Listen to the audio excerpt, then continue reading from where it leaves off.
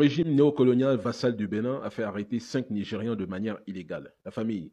Le Niger s'est libéré de l'impérialisme occidental, mais semble-t-il, des forces impérialistes cherchent à empêcher son développement et son enrichissement.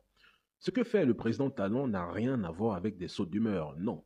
L'OTAN s'est redéployée pour asphyxier l'AUS, comme je vous l'avais dit il y a plusieurs mois.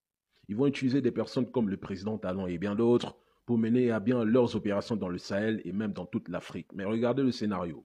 Dès que le Mali, le Niger et le Burkina Faso ont décidé de se libérer, l'OTAN a harcelé leurs voisins pour installer des bases militaires, des bases de drones, se repositionnant en cercle concentrique pour encercler, asphyxier et comprimer l'AES de l'intérieur.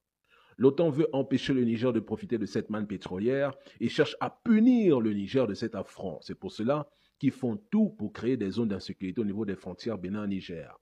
Le président Talon développe une obsession, une pathologie liée au pétrole nigérien. Depuis le coup d'État du 26 juillet 2023 au Niger, observez bien, rien n'est plus comme avant au Bénin. Une psychose semble s'être installée chez le président Talon.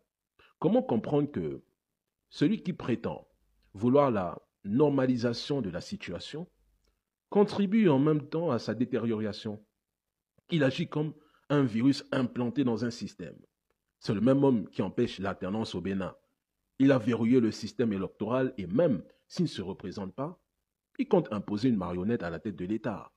Il sait que sa crédibilité et sa légitimité est en chute libre. Un chef d'État qui piétine son armée comme l'a fait Bazoum et se fait protéger et sécuriser par des milices rwandaises.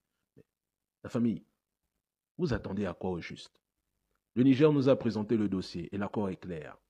C'est le gouvernement béninois qui est dans l'illégalité totale dans cette affaire. Et je tiens à vous le rappeler que plusieurs Béninois s'opposent au gouvernement Talon.